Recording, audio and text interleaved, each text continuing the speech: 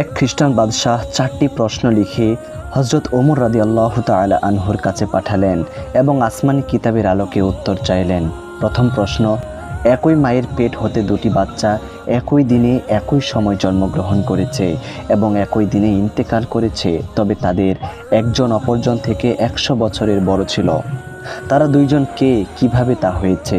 দ্বিতীয় প্রশ্ন, পৃথিবীর কোন স্থানে সূর্যের আলো শুধুমাত্র একবার পড়েছে, কিয়ামত পর্যন্ত আর কখনো সেখানে সূর্যের আলো পড়বে না? তৃতীয় প্রশ্ন, সে কয়েদি কে যার কয়েদখানায় শ্বাস নেওয়ার অনুমতি নেই আর সে শ্বাস নেওয়া ছাড়াই জীবিত থাকে? চতুর্থ প্রশ্ন, সেটি কোন কবর যার বাসিন্দা জীবিত ছিল এবং কবরও জীবিত ছিল, আর সে কবর তার বাসিন্দাকে নিয়ে ঘোরাফেরা করেছে এবং কবর থেকে তার বাসিন্দা জীবিত বের হয়ে দীর্ঘকাল পৃথিবীতে ছিল?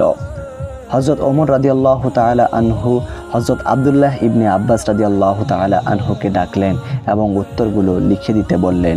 ইবনে আব্বাস রাদিয়াল্লাহু তাআলা আনহু উত্তরগুলো লিখলেন। প্রথম প্রশ্নের উত্তর হলো, দুই ভাই ছিলেন হজরত ওজাইর এবং হজরত ওজাইজ আলাইহিস সালাতু ওয়াস সালাম। তারা একই দিনে জন্ম এবং একই দিনে ইন্তেকাল করা সত্ত্বেও ওজাইজ আলাইহিস সালাতু ওয়াস সালাম ওজাইর আলাইহিস সালাতু ওয়াস সালাম থেকে 100 বছরের বড় হওয়ার কারণ হলো মানুষকে আল্লাহ তাআলা মৃত্যুর পর আবার কিভাবে জীবিত করবেন, ওজাইর আলাইহিস সালাতু ওয়াস সালাম তা দেখতে চেয়েছিলেন।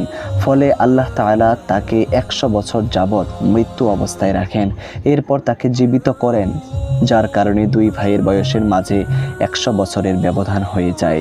দ্বিতীয় প্রশ্নের উত্তর হলো, হযরত মূসা আলাইহিস সালাতু ওয়াস সালাম এর মুজিজার কারণে বাহরে কুলজুম তথা লোহিত সাগরের ওপর রাস্তা হয়ে যায়, আর সেখানে সূর্যের আলো পৃথিবীর ইতিহাসে একবার পড়েছে এবং কিয়ামত পর্যন্ত আর পড়বে না। তৃতীয় প্রশ্নের উত্তর হলো, যে কয়েদি শ্বাস নেওয়া ছাড়া জীবিত থাকে সে কয়েদি হলো মায়ের পেটের বাচ্চা, যে নিজ মায়ের পেটে কয়েদ অর্থাৎ বন্দি অবস্থায় থাকে।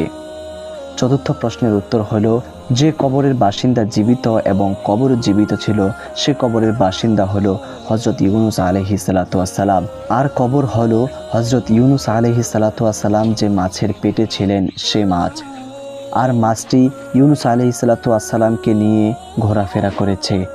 মাছের পেট থেকে বের হয়ে আসার পর হজরত ইউনুস আলাইহিস সালাতু ওয়াস সালাম অনেক দিন পৃথিবীতে জীবিত ছিলেন, এরপর তিনি ইন্তেকাল করেন।